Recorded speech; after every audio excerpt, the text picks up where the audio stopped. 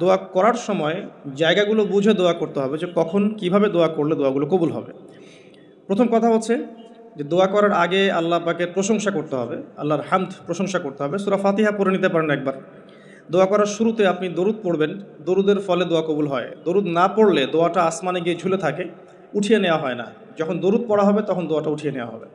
দোয়া করার কিছু টেকনিক আছে, যে কিভাবে কি দোয়া করলে কবুল হবে, কখন দোয়া করলে কবুল হবে, এগুলো বুঝে দোয়া করতে হবে। অনেকেই বলে দোয়া করেই যাচ্ছে কবুল হচ্ছে না। কিছু বিষয় আছে হয়তো এই কারণে হচ্ছে না, হয়তো বা আল্লাহ পাক চাচ্ছেন এটা আপনার জন্য পরে পাওয়া উত্তম, সেই জন্য আপনি এখন পাচ্ছেন না। হয়তো বা আল্লাহ পাক আপনাকে পরকালে দিবেন বলে জমা রেখেছেন, হয়তো এই জন্যে পাচ্ছেন না। অথবা হয়তো আপনার আকীদায় শিরক আছে, হয়তো এই জন্য হচ্ছে না। হয়তো বা আমলে বেদায়াত আছে, এই কারণে হচ্ছে না। অথবা আপনার রিজিকে কোনো হারাম কিছু আছে, মেবি এই কারণে আপনার দোয়া কবুল হচ্ছে না। অথবা আপনি তাড়াহুড়া করছেন।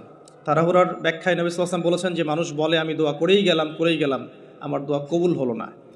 তো আমরা জেনে নিব যে কোন কোন জায়গায় কীভাবে দোয়া করলে দোয়া কবুল হবে। এই বইটার মধ্যে সবই দেয়া আছে, হিসনুল মুসলিম বইটার মধ্যে। তারপর আমি বলছি আমার ব্যক্তিগত ইলম থেকে কিছু কথা, সেটা হলো দোয়া করার আগে অবশ্যই আল্লাহর প্রশংসা করবেন, অ্যাটলিস্ট একবার আলহামদুলিল্লাহ বলে হাত তুলবেন। তারপরে আপনি নবী সাল্লাল্লাহু আলাইহি ওয়াসাল্লামের কাছে উপরে একবার দরুদ পড়বেন। আগে আগে আল্লাহর প্রশংসা, তারপরে দরুদ। এরপরে আপনি নিজের পাপের ক্ষমা চাবেন আগে। আপনি পাপ করেন বা না করেন, আগে বলবেন রব্বিক ফিরলি, আল্লাহ আমাকে মাফ করে দাও, পাপ করেন বা না করেন। এটা সুলাইমান আলাইহিস সালামের সেই দোয়া থেকে আমি শিক্ষা নিয়েছি। সুলাইমান আলাইহিস সালাম যে বিখ্যাত দোয়ায় বলেছিলেন যে আল্লাহ আমাকে এমন মুলক এবং রাজত্ব দান করুন যে মুলক আর রাজত্ব আপনি কাউকে কখনো দেননি। এই দোয়ার শুরুতে তিনি বলেছেন রব্বিক ফিরলি, আল্লাহ আমাকে মাফ করুন। তো এটা আদব, দোয়ার আদব হচ্ছে আগে নিজের ক্ষমা চাওয়া, আল্লাহর কাছে নিজের ভুলের ক্ষমা চাওয়া, তারপরে দোয়া করা। হামসানা, দরুদ, এরপরে আপনি ক্ষমা চাবেন। এবার আপনি দোয়াগুলো করবেন আপনার মন থেকে। আরবি দোয়া জানা থাকলে আরবিতে দোয়া করবেন, কারণ আপনি আপনার রবের সাথে আরবি দিয়ে কথা বলবেন, এর চেয়ে আসলে গর্বের কী হতে পারে। আরবি ভাষা কেন শিখব, কী দরকার আছে, এটা কি সাম্প্রদায়িকতা? আল্লাহ রাব্বুল আলামিনের আল্লাহ পাক যে ভাষায় কোরআন নাজিল করেছেন, আল্লাহ পাক যে ভাষায় কথা বলেছেন কোরআনে, সেই ভাষায় আমি আল্লাহর সাথে কথা বলছি, এর চেয়ে গর্বের কী আছে আমার জন্য? আরবি কেন শিখছি, কেন শিখবো? এই ভাষা দিয়ে আমি আল্লাহর সাথে কথা বলব। জান্নাতে এই ভাষা চলবে, কোরআন এই ভাষায় নাজিল হয়েছে, কবরে এই ভাষায় প্রশ্ন করা হবে, তা আমি কেন এই ভাষায় আল্লাহর সাথে কথা বলবো না? এর মানে এই নয় যে কেউ যদি আরবি না জানে অন্য ভাষায় দোয়া করতে পারবে না, এমনটা নয়। অবশ্যই কেউ যদি আরবি না জানে, বেসিক দোয়াগুলো না জানে, সে বাংলাতে দোয়া করতে পারে, কোনো সমস্যা নেই। ইংরেজিতে দোয়া করতে পারে, উর্দু দিয়ে দোয়া করতে পারে। ভাষাগত পার্থক্য আল্লাহর কাছে নেই, তবে আরবির মর্যাদা আছে। আর এটা আমার কাছে গর্বের বিষয় মনে হয় যে আমি আরবি দিয়ে আমার রবের সাথে কথা বলতে পারছি। আমি আরবি দিয়ে কথা বলছি, এবং আরবি দিয়ে দোয়ার ক্ষেত্রে আপনি এত এত ভালো করে মনের ভাব প্রকাশ করতে পারবেন অল্প শব্দে, যেটা হয়তো অন্য কোনো জায়গায় সম্ভব নয়। এরপরেও আমি বলবো যে মাতৃভাষায় মানুষের মনের ভাব প্রকাশের ক্ষেত্রে সহজতা আছে। যদি কেউ আরবি না জানেন, সেক্ষেত্রে মাতৃভাষাতেই বেশি বেশি দোয়া করবেন, চলতে ফিরতে দোয়া করবেন। নির্দিষ্ট সময়েই দোয়া করতে হবে এমন নয়, রোজা রেখে সারাটা দিন যখনই আপনার মন চাচ্ছে, মনের মধ্যে একটা কিছু চাহিদা আসছে, আপনি দোয়া করে ফেলবেন। নবী সাল্লাল্লাহু আলাইহি ওয়াসাল্লাম বলেছেন, যদি তোমাদের কারো জুতার ফিতাও ছিঁড়ে যায়, সে যেন সেই ফিতাটাও আল্লাহর কাছে চেয়ে নেয়। প্রতিটা বিষয় আল্লাহর সাথে শেয়ার করতে হবে। আল্লাহ, আমার চাকরির দরকার, আমার রিজিকের সমস্যা, আমার পারিবারিক সমস্যা, আমার ব্যবসার সমস্যা, আমার ইলম অর্জন করতে চাই, আল্লাহ আমাকে ইলম দান করো। আল্লাহ, আমি শারীরিকভাবে অসুস্থ, বিভিন্ন রকম সমস্যা আমরা জর্জরিত আছি। প্রত্যেক মানুষের কোনো না কোনো সমস্যা আছে। সমস্যা থাক বা না থাক, দোয়া করতেই থাকতে হবে। যে ব্যক্তি সুখের সময় বেশি বেশি দোয়া করে, আল্লাহ পাক দুঃখের সময় তার দোয়া বেশি কবুল করেন, এমনটা হাদিস এসেছে। যে ব্যক্তি সুখের সময় ভালো আছে, এখন আমার ফিজিক্যাল আমি ফিট, এখন আমি আল্লাহ পাকের অসীম নিয়ামতের মধ্যে আছি, বাড়ি গাড়ি টাকা টাকা করি, আত্মীয় স্বজন, স্ত্রী সন্তান সবই আছে, আমার কোনো কিছুর অভাব নাই। এরকম সুখের সময় যে ব্যক্তি বেশি বেশি দোয়া করবে, ইস্তেগফার করবে, ক্ষমা চাবে, আল্লাহ পাক দুঃখের সময় সেই বান্দার পাশে থাকবেন ইনশাআল্লাহ। আর সবচেয়ে বড় দুঃখের দিন তো কিয়ামতের দিন, আল্লাহ পাক সেদিন ইনশাআল্লাহ আমাদের সাথে থাকবেন ইনশাআল্লাহ তাআলা। দোয়ার আগে এই আদবগুলো মেনটেন করবেন। বাংলা ভাষায় দোয়া করেন যদি আরবি না জানেন, আর আরবি জানার দিকে আমি বেশি জোর দিচ্ছি, আরবি জানলে বেশি ভালো হয়। হিসনুল মুসলিম বইটা সাজেস্ট করলাম, এবং দোয়া করার কিছু টাইম আমি বলছি যে এই সময়গুলো আপনি বেশি বেশি দোয়া করতে পারেন। রোজা রেখে সারাদিন দোয়া করতে পারেন যে কোনো সময়, স্পেশালি নামাজের সেজদায় একটা সেজদাও যেন বাদ না যায় যেখানে আপনি কোনো দোয়া করেন নাই। অ্যাটলিস্ট আপনি কিন্তু সেজদায় তাসবিহ পড়েই বলতে পারেন, আল্লাহুম্মা আতিনা ফিদ দুনিয়া হাসানা ওয়া ফিল আখিরাতি হাসানা ওয়া কিনা আযাবান নার, আল্লাহুম্মা আইনি আলা যিকরিকা ওয়া শুকরিকা ওয়া হুসনি ইবাদাতিক, যে কোনো দোয়া। আল্লাহুম্মা আনতাস সালাম ওয়া মিনকাস সালাম ফাহাইয়িনা রাব্বিনা বিস সালাম, আল্লাহুম্মা ইন্নী আসআলুকাল হুদা ওয়াত তুকা ওয়াল আফাফা ওয়াল গিনা, কত দোয়া আছে।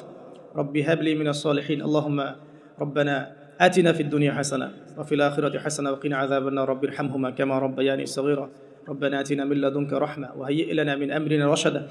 প্রচুর দোয়া আছে, দোয়ার উপরে সেশন করা যাবে। আপনি সেজদায় বেশি বেশি দোয়া করেন, মিনিমাম 1টা 2টা 3টা করে দোয়া করার চেষ্টা করেন। যদি আরবি না জানেন, আপনি নফল নামাজে, সুন্নত নামাজে বাংলাতেও দোয়া করলে ইনশাআল্লাহ কবুল হবে। আল্লাহ পাক সমস্ত ভাষায় বোঝেন ইনশাআল্লাহ তাআলা। সেজদায় দোয়া করেন বেশি বেশি। আমি সাজেস্ট করবো যে রমজান মাসে আপনি 2 আজানের মাঝখানে দোয়া করবেন। আজান হয়েছে, আজানের সময় দোয়া করলে দোয়া কবুল হয়ে যায়। আজান এবং একামতের মাঝখানে দোয়া করলে দোয়া কবুল হয়ে যায়। রমাদান মাসে লাইলাতুল কদর আছে, শেষ দশকের বেজর রাতগুলোর মধ্যে আমরা একে পাবো। যদি কেউ লাইলাতুল কদর পেয়ে যায়, সেই রাত্রে যে দোয়া করবে সে দোয়াগুলো কবুল হবে ইনশাআল্লাহ তাআলা। কাউকে ইফতার করানোর পর দোয়া করলে দোয়া কবুল হতে পারে ইনশাআল্লাহ। দান সাদাকা করার পর দোয়া করলে দোয়া কবুল হতে পারে ইনশাআল্লাহ। হয়তো বৃষ্টি হচ্ছে, আপনি বৃষ্টি দেখে দোয়া করলেন, দোয়া কবুল হবে ইনশাআল্লাহ। দোয়া কবুলের অনেক সময় আছে, অনেক মুহূর্ত আছে, অনেক আদব আছে। এগুলো আমি সাজেস্ট করে দিয়েছি, বইটার নাম হিসনুল মুসলিম। এই বইয়ের মধ্যে সব কিছু লেখা আছে, আপনারা একটু পড়ে নেবেন। আমি এখানে বেশি টাইম দিলে পর্যায়গুলো কভার করতে পারবো না। আল্লাহ পাক আমাদেরকে বেশি বেশি দোয়া করার তৌফিক দান করুন, আমিন। আর এরপরে রমাদান মাসে সওম রেখে আমরা বেশি বেশি জিকির করতে চেষ্টা করব। জিকির বলতে কি বোঝাচ্ছি? আল্লাহ রাব্বুল আলামিন তাকে ডাকার জন্যে, তাকে স্মরণ করার জন্য যে বিষয়গুলো মাধ্যম হিসেবে দিয়েছেন, এগুলো প্রত্যেকটাই কিন্তু জিকির। সলাতও এক প্রকার জিকির, আমাদের কোরআন তেলাওয়াতও এক প্রকার জিকির। আমরা এখানে জিকির বলতে যা বোঝাচ্ছি সেটা হচ্ছে ডেইলি কিছু জিকির আমরা করি, যেগুলোর মধ্য দিয়ে আমরা আমাদের জিহ্বাকে তরতাজা রাখবো, সিক্ত রাখবো। আমরা সবসময় আজে বাজে কথা বলার চাইতে এই কোরআনের কথা, হাদিসের কথা বা আল্লাহ পাকের তাসবিহ তাহলিল, এগুলোতে অভ্যস্ত হলে পরে দেখবেন রমাদানের সওমের আধ্যাত্মিকত্ব বাড়ছে ইনশাআল্লাহ। এটা আপনি প্রমাণিত যে আপনি 1টা ঘন্টা অহেতুক কথাবার্তা বলেন কারোর সাথে, আপনার মনের নূরগুলো নষ্ট হয়ে যাবে। এবং আপনি 1টা ঘন্টা চুপ করে থাকেন, দেখবেন চুপ করে থাকার ফলে আপনার মধ্যে অনেক চিন্তা আল্লাহর পক্ষ থেকে ইনস্টল হচ্ছে। ভালো চিন্তাও আসে, আর শয়তানের পক্ষ থেকে খারাপ চিন্তাও আসতে পারে চুপ করে থাকলে। আর যদি আপনি বেশি বেশি জিকির করতে থাকেন, ফর এক্সাম্পল 100 বার সুবহানাল্লাহ, ফর এক্সাম্পল আলহামদুলিল্লাহ, আল্লাহু আকবার, লা হাওলা ওয়ালা কুওয়াতা ইল্লা বিল্লাহ, আস্তাগফিরুল্লাহ ওয়া আতুবু ইলাইহি, হাসবি আল্লাহ নি'মাল ওয়াকিল। আপনি বলছেন লা ইলাহা ইল্লাল্লাহ অথবা লা ইলাহা ইল্লাল্লাহ ওয়াহদাহু লা শারীকা লাহ, লাহুল মুলকু ওয়া লাহুল হামদু ওয়া হুয়া আলা কুল্লি শাইইন কাদির, সুবহানাল্লাহি ওয়া বিহামদিহি, সুবহানাল্লাহিল আযীম অথবা সুবহানাল্লাহিল আযীম ওয়া বিহামদিহি। এরকম প্রচুর জিকির দেয়া আছে, কিন্তু এই বইয়ের মধ্যে দেয়া আছে। এগুলো যদি নিয়ম করে করি, আমরা একটা সময় ফিক্স করে করি যে আমি এই 1টা ঘন্টা ফজরের নামাজের পরে এই জিনিসগুলো করব, তাহলে কিন্তু আপনি আপনার রোজার মধ্যে ইফেক্টিভ বিষয়গুলো খুঁজে পাবেন। তবে আমি এটা সাজেস্ট করি যে আপনি চলতে ফিরতে এই কাজগুলো করবেন। ঢাকা শহরে আমরা যারা থাকি, আমরা জ্যামের সাথে অভ্যস্ত। আমি বলবো যে জ্যাম যেমন একটা আযাব আমাদের জন্য, আমরা মানে বস্তুবাদিতার পিছনে বেশি ছুটছি, তো আল্লাহ পাক এই জন্য আমাদের সময়টাকে খেয়ে ফেলছে। যে এত দ্রুত তুমি দুনিয়ার দিকে ছুটতে চাও, থাকো, বসে থাকো এখানে। যত বেশি ছুটবেন তত বেশি আল্লাহ পাক পিছিয়ে দিবেন। দুনিয়ার দিকে আপনি যত বেশি ছুটবেন, আপনাকে আল্লাহ পাক তত পিছিয়ে দিবেন। তবে মুমিনরা এটাকে নিয়ামত মনে করতে পারে। আপনি জ্যামে বসে 1 পারা কোরআন তেলাওয়াত করতে পারবেন। আমি চেষ্টা করি, জ্যামে বসে আছেন আপনি এই তাসবিহ তাহলিলগুলো করতে পারেন। তাসবিহ একটা পকেটে রাখেন, আপনি বের করেন, জ্যামে বসে আছেন, 100 বার সুবহানাল্লাহ পড়তে আপনার 5 মিনিটও লাগবে না। 100 বার আলহামদুলিল্লাহ পড়তে পারেন বসে বসে, 100 বার আল্লাহু আকবার পড়তে পারেন, লা ইলাহা ইল্লাল্লাহ পড়তে পারেন, আস্তাগফিরুল্লাহ ওয়া আতুবু ইলাইহি 100 বার পড়তে পারেন, আল্লাহুম্মা সাল্লি আলা মুহাম্মাদ ওয়া সাল্লিম দরুদ পড়তে পারেন 100 বার। আপনি দেখবেন সময়টা কাজে লাগলো, আপনার কিন্তু সময়টা কাজে লাগলো, এবং আপনার মনের মধ্যে কিছু খারাপ চিন্তা চেতনা আসছিল, এটা দূর হয়ে গেল, মনটা শান্ত হলো, রিল্যাক্স থাকলেন, আল্লাহর নূর আসলো।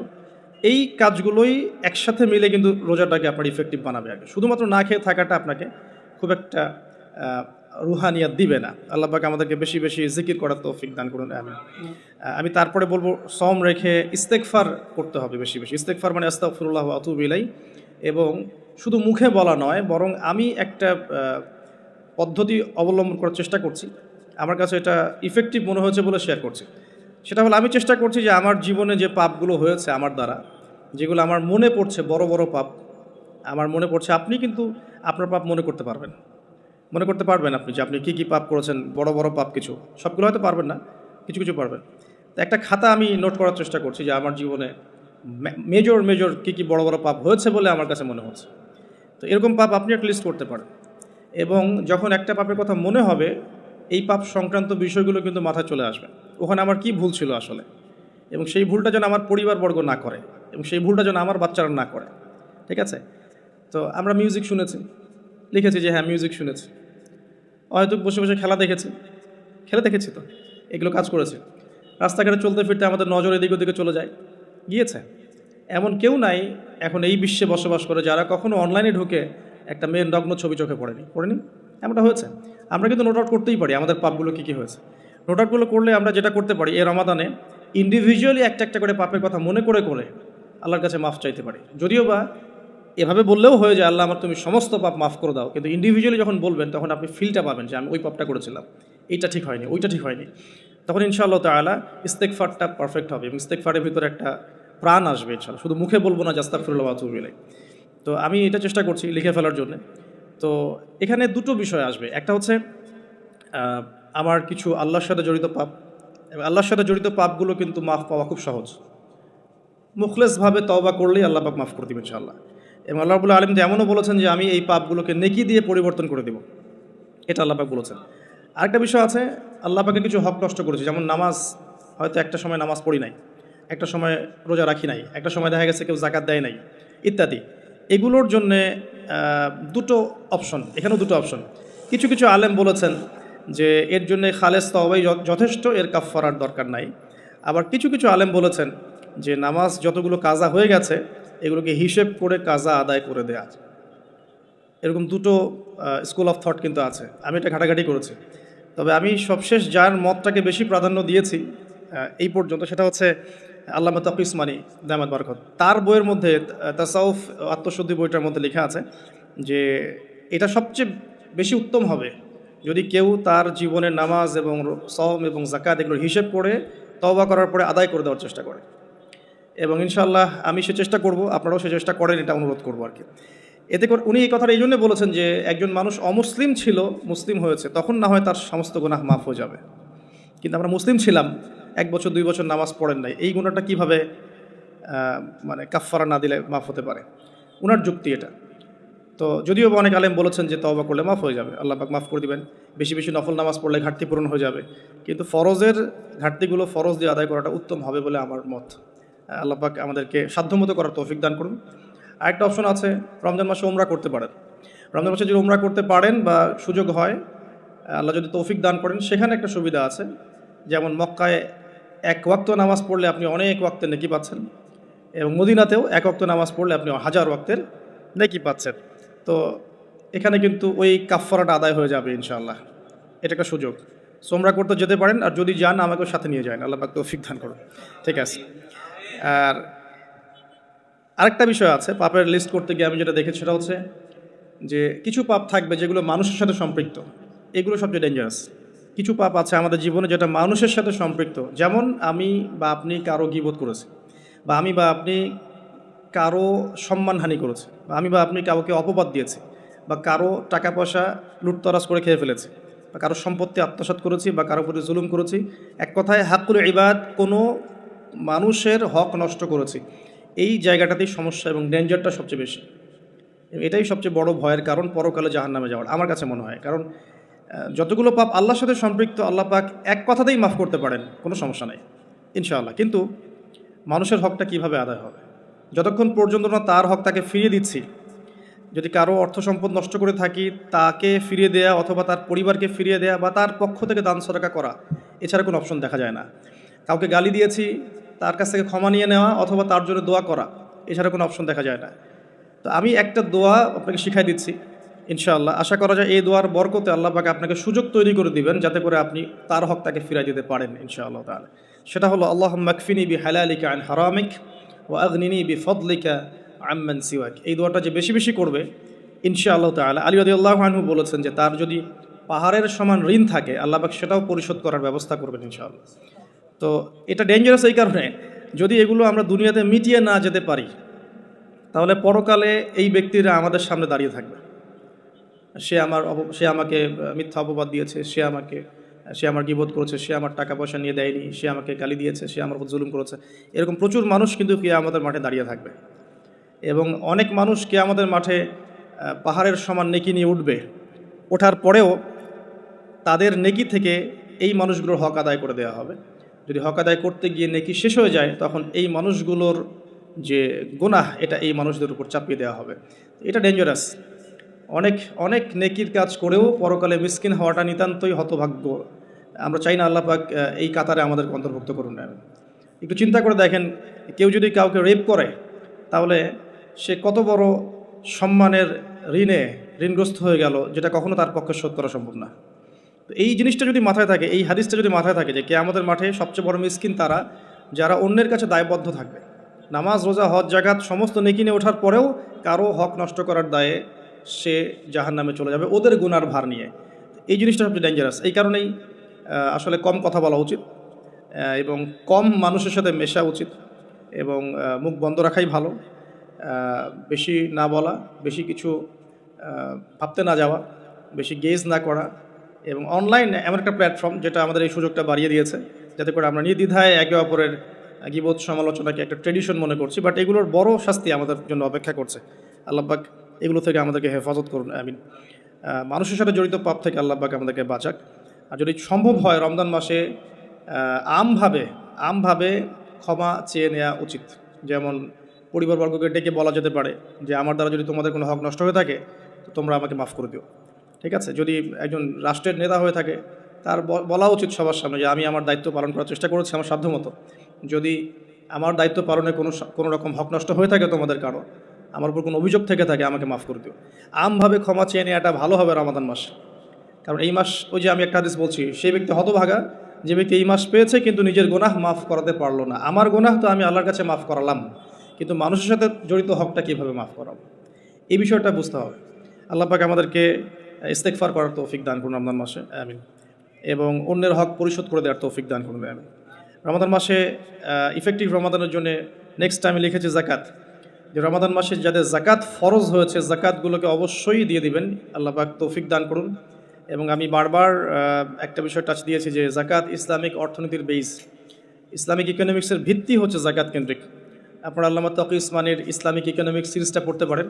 এখানে জাকাত সংক্রান্ত আলাদা কিতাবে আলাদা অধ্যায় রচনা করা আছে, কিভাবে জাকাত ইসলামিক মার্কেটের মধ্যে, অর্থনীতির মধ্যে টাকাকে সার্কুলেট করতে থাকে এবং কিভাবে ইসলামিক অর্থ ব্যবস্থা জাকাত কেন্দ্রিক সমাজের সাম্য নিয়ে আসে। এটা তিনি চমৎকারভাবে ব্যাখ্যা করেছেন। আমি এখানে বেশি সময় দিতে পারছি না আজকে। তো আমরা নিসাবটা সবাই তো জানি 2.5%।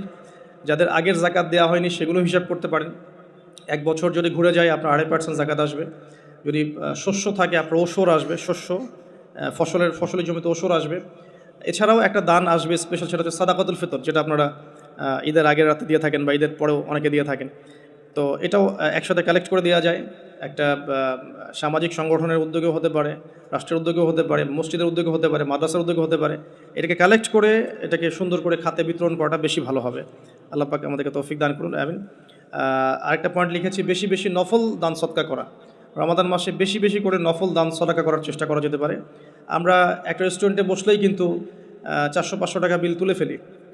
হ্যাঁ, আমরা তো এমনও চা খেয়েছি যে চায়ের দাম 220 টাকা। এটা ঢাকাতেই পাওয়া যায় এয়ারপোর্টে, স্পেশাল চা 220 টাকা আর কি। মানে কখনো কখনো এমনও ডাকাতি হয় যে আমি এটাকে এভাবে ব্যাখ্যা করতে পারি যে ধরেন একজন মানুষ প্রচণ্ড ক্ষুধার্ত, এত বেশি ক্ষুধার্ত যে তাকে আপনি যা দিবেন তাই খেয়ে ফেলবে। একজন ব্যক্তি 7 দিন কিছুই খায়নি, সে কোনো অন্যের সংস্থান তার ছিল না, 7 দিন কিছুই খায়নি, সে প্রচণ্ড ক্ষুধার্ত। এখন আমি তার সামনে 1 প্লেট ভাত নিয়ে গিয়ে বলছি যে এই 1 প্লেট ভাতের দাম হচ্ছে 3000 টাকা, তুই খাইলে খা, না খাইলে যা। এখন আপনি বলেন, যে ব্যক্তি এভাবে তার রিজিক অন্বেষণ করছে, এর রিজিক কি হালাল না হারাম? এগুলোই চলছে। আপনি এখন 1 প্লেট ভাত খেতে যান, এখন 1 প্লেট ভাতের দাম 10 টাকা। কিন্তু যখন আপনার প্রচণ্ড ক্ষুধা লেগেছে, এখন খেতেই হবে আপনাকে, এখন এই ভাতের প্লেটের দাম 1000 টাকা। খেলে খান, না খেলে যান। যদি না খান আপনি, তাহলে এটা আমি অন্য কাউকে খাওয়াবো যার 1000 টাকা না বরং 4000 টাকা দিয়ে খাওয়ার সামর্থ্য আছে। এগুলোই চলছে, কোটটাই পুরো ডাকাতি। আল্লাহ পাক এইসব ডাকাতদেরকে হেদায়েত করুন, অথবা এদেরকে তাদের পাপের শাস্তি প্রদান করুন। এরপরে আমি বলবো যে বিষয়টা, সেটা হলো যে রমাদান মাসে কিছু প্রজেক্ট করেন আপনারা যাদের সামর্থ্য আছে। ইফেক্টিভ রমাদানের জন্য কিছু প্রজেক্ট করতে পারেন, যেমন ইফতার প্রজেক্ট। যেমন আপনারা অনেকেই সামর্থ্যবান আছেন, অনেকের অনলাইন সেকশনে হয়তো পেজ আছে, গ্রুপ আছে। আমি জাস্ট পরামর্শ দিতে পারি, আপনারা কাজ করতে পারেন। যে যে জায়গা থেকে একটা ফ্যামিলির 1 মাসের ইফতারে কত টাকা যেতে পারে, হয়তো 2000, 2500, 3000, এতটুকু টাকা যাবে। আমরা কিন্তু চেষ্টা করলেই পারি যে এই রমাদানে আমি 100টা পরিবারের দায়িত্ব নিব, 100টা পরিবারের জন্য যে টাকাগুলোর প্রয়োজন সেটা আমি অনলাইনের মাধ্যমে মানুষের কাছ থেকে কালেক্ট করতে পারি, অফলাইনেও করতে পারি, করে ইফতার প্যাকেজ রেডি করতে পারি, করে 100টা পরিবারকে পৌঁছে দিতে পারি। এতে করে যেটা হবে, আপনি অন্যকে ইফতার করাচ্ছেন, অন্যের ইফতার করানোর ফলে ওই রোজার নেকিটা কিন্তু আপনি পাচ্ছেন। এটা কিন্তু হাদিস, যে কেউ যদি কাউকে ইফতার করায়, ওই ইফতার করানোর নেকিটা, ওই রোজার নেকিটা আপনি কিন্তু পেয়ে যাবেন। আপনাকে এক্সট্রা দেওয়া হবে, আল্লাহ পাক তার নেকি থেকে আপনাকে দিবেন না, এক্সট্রা একটা রোজার নেকি আপনি পাবেন ইনশাআল্লাহ। তো রমাজানের সাদাকা প্রজেক্ট করতে পারেন এবং ঈদের প্রজেক্টও করতে পারেন। ঈদের সামগ্রী অনেক মানুষের কেনার সামর্থ্য নাই, অনেক মানুষেরই নাই। আপনি ঈদের সময় ঈদের খুশি একটা প্রজেক্ট করতে পারেন। এখানে আপনি টাকা কালেক্ট করলেন, পরিবার ওয়াইজ কত টাকা করে লাগে ভাগ করলেন, ভলেন্টিয়ার ক্রিয়েট করলেন, দিয়ে আসলেন বাড়ি বাড়ি। এই কাজগুলো এখন অমুসলিমরা করছে না, খ্রিস্টানরা করছে না, অনেক এনজিও করছে না। এই মানব সেবামূলক কাজগুলো থেকে মুসলিমরা পিছিয়ে পড়ছে বলেও কিন্তু অনেকেই ওই দিকে আকৃষ্ট হচ্ছে এবং ওদিকে গিয়ে নিজের ধর্ম বিক্রি করে দিচ্ছে। আপনারা দেশের বিভিন্ন জায়গায় ঘুরতে থাকেন, এগুলো বুঝবেন যে সমাজ সেবার নামে অনেকেই মানুষকে কনভার্ট করেছে ইসলামের থেকে অন্য ধর্মে। সো আমাদের উচিত বেশি বেশি সোশ্যাল ওয়ার্ক করা, গাছ লাগানো, বেশি বেশি উচিত রক্তদান কর্মসূচি করা, সোশ্যাল কাজ করা, এতিমদের জন্য কোনো প্রজেক্ট করা, বিধবাদের জন্য কোনো প্রজেক্ট করা, মেয়েদের জন্য কোনো সেলাই মেশিনের প্রজেক্ট করা, কর্মসংস্থানের প্রজেক্ট করা। স্পেশালি রমাদানে আপনারা চাইলেই রমাদানের ইফতার প্রজেক্ট করতে পারেন, ঈদের খুশি একটা প্রজেক্ট করতে পারেন। যাদের সামর্থ্য আছে আপনারা কিন্তু করতে পারবেন, আল্লাহ পাক তৌফিক দান করুন, আমিন। আমি এরপরে লিখেছি অন্যকে ইফতার করানো, যেটা আমরা মসজিদের উদ্যোগে করতে পারি, মাদ্রাসার উদ্যোগে করতে পারি। প্রত্যেকটা রমাদানের আসর থেকে মাগরিব পর্যন্ত স্থানীয়ভাবেই আপনারা কিন্তু তালিমের আয়োজন করতে পারেন, তালিমি বৈঠক করতে পারেন। আসরের নামাজ শেষ হয়ে গেছে, এখন যে কোনো একটা টপিকে বা একটা দুটো হাদিস নিয়ে বা একটা কোরআনের আয়াতকে নিয়ে ইমাম সাহেব আধা ঘন্টা 1 ঘন্টা কথা বলবেন, এবং কথা বলা শেষ হয়ে গেলে আমরা সবাই যারা মসজিদে আছি একসাথে বসে ইফতার করে বাসা যাব। এতে করে কিন্তু একটা সামাজিক হৃদ্যতা তৈরি হবে, রমাদানকে এনজয় করা যাবে। তো এটা আমরা করতে পারি, অন্যকে ইফতার করানো। আর আমি পয়েন্ট আউট করেছি একটা বিষয় স্পেশালি, সেটা হচ্ছে রমজান মাসে আত্মীয়তার বন্ধনগুলো জোড়া লাগাবেন। রমাদান মাসে যে ব্যক্তি আত্মীয়তার বন্ধনগুলো জোড়া লাগাতে পারবে না, অন্য কোনো মাসে সম্ভব হবে না হয়তোবা, ইল্লা মাশাআল্লাহ। রমজান মাসে সবার মন নরম থাকে, ইমানের তেজ বেশি থাকে, মানুষ পরকালমুখী কাজ বেশি করে। এই সময়টাই উত্তম সময় পরিবারের মধ্যে ফাটলগুলোকে জোড়া লাগানোর এবং আত্মীয়তার বন্ধনগুলোকে জোড়া লাগানোর। কেন করব? কারণ আমি আমার স্বার্থে করব। আল্লাহ রাব্বুল আলামিন বলেছেন, তার নবীর মাধ্যমে আমাদেরকে বলেছেন যে কেউ যদি পছন্দ করে তার রিজিককে প্রশস্ত করা হোক এবং তার নেক হায়াতকে লম্বা করা হোক, সে যেন আত্মীয়তার সম্পর্ক বজায় রাখে। আমি আবার বলছি, কেউ যদি পছন্দ করে, কেউ যদি চায় যে আমার রিজিকটা প্রশস্ত হোক এবং আমাকে আল্লাহ পাক লম্বা নেক হায়াত দান করুক, কেউ যদি এটা চায়, সে যেন আত্মীয়তার সম্পর্কটা বজায় রাখে।